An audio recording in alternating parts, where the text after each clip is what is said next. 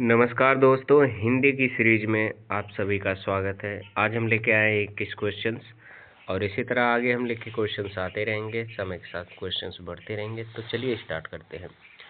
पहला क्वेश्चन है, हिंदी भाषा में कितने स्वर होते हैं, कितने व्यंजन होते हैं? तो इसके ऑप्शन है 21, 33, 36, 40। तो ऑप्शन बी सही है, 33। अगले क्वेश्चन की बात करें तो दिया है, हिंदी भाषा में कितने व्यंजन होते हैं?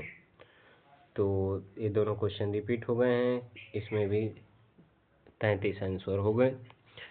चलिए अगली बात करते हैं, वर्णमाला में स्पर्श व्यंजनों की संख्या कितनी होती है? 25, 30, 35, 20। तो इसका सही आंसर होगा 25। अगले क्वेश्चन की बात करते हैं, क्वेश्चन नंबर 4, भाषा की सार्थक लघुत्तम इकाई क्या है? तो इसका ऑप्शन है शब्द, वर्ण, अर्थ, मात्रा। तो इसका सही आंसर होगा वर्ण, ऑप्शन बी। चलिए अगले क्वेश्चन की ओर बढ़ते हैं, भाषा की सबसे बड़ी इकाई क्या है?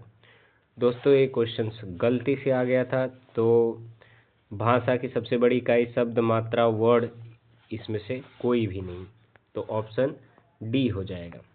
अगले क्वेश्चन नंबर 6 की बात करें, हिंदी भाषा में कितने स्वर हैं? तो हिंदी भाषा में कितने स्वर हैं? 11, 12, 13, 5। ऑप्शन नंबर ए 11 सही है। अब क्वेश्चन नंबर 6, 7 की तरफ देखेंगे तो हिंदी वर्णमाला में वर्ण हैं। हिंदी वर्णमाला में क्या 50 वर्ण हैं, 54 वर्ण हैं, 52 वर्ण हैं, 55 वर्ण हैं? जी हाँ, इसका आंसर होगा 52 वर्ण, ऑप्शन 3। चलिए आगे क्वेश्चन की तरफ बढ़ते हैं। क्वेश्चन नंबर 8, वर्ण के प्रकार होते हैं ह्रस्व स्वर, प्लुत स्वर, ह्रस्व स्वर प्लुत, या स्वर व्यंजन अयोग व, या स्वर व्यंजन, या मूल व संयुक्त वर्ण। तो इसका सही आंसर होगा स्वर व्यंजन अयोग व, यानी ऑप्शन 2 सही होगा। आगे की तरफ बढ़ेंगे, व्यंजन और स्वर के संयुक्त रूप को क्या कहते हैं? तो व्यंजन और स्वर के संयुक्त रूप को कहते हैं अक्षर। फिर इसके बाद क्वेश्चन नंबर 10 पे आ चुके हैं, वर्णमाला किसे कहते हैं? शब्द समूहों को वर्णमाला कहते हैं, वर्णों के संकलन को वर्णमाला कहते हैं, शब्द गणना को वर्णमाला कहते हैं, या वर्णों के व्यवस्थित समूह को वर्णमाला कहते हैं? तो ऑप्शन नंबर लास्ट सही होगा, वर्णों के व्यवस्थित समूह को वर्णमाला कहते हैं।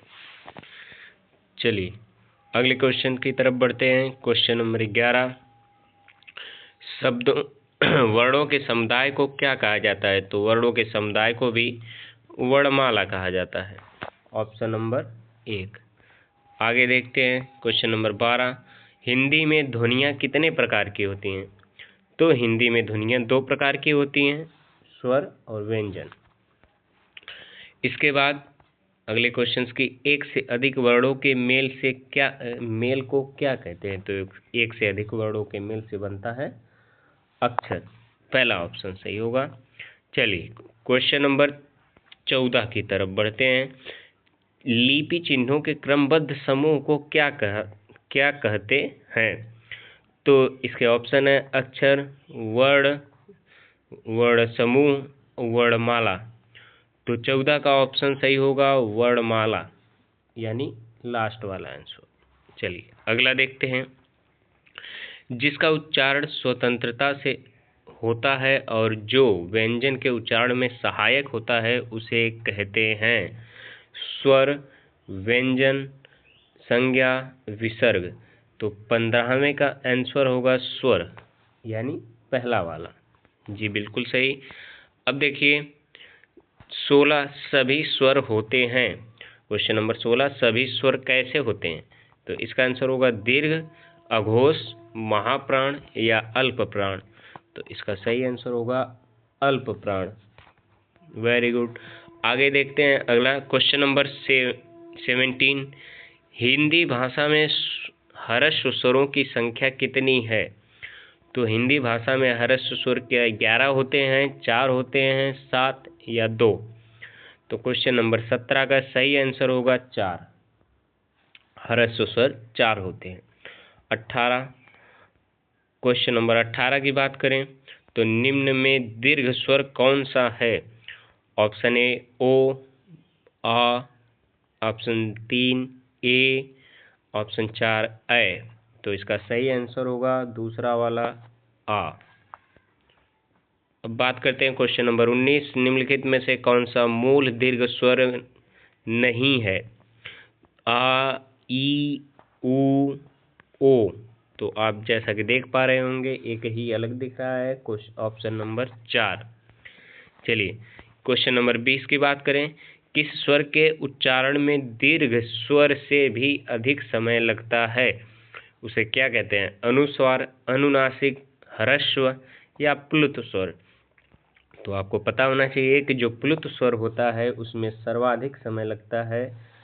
और ये हमारा क्वेश्चन नंबर 20 था।